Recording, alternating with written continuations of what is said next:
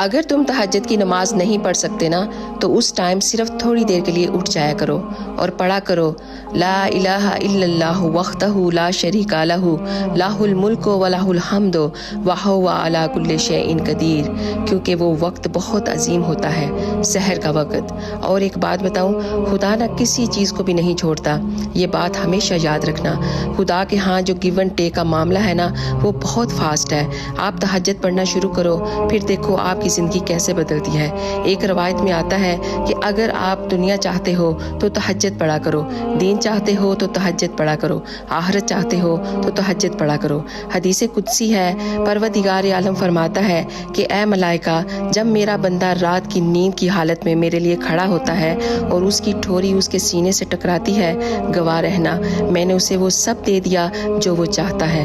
سبحان اللہ۔ اللہ تعالی ہم سب کو تہجد کی نماز پڑھنے کی توفیق عطا فرمائے۔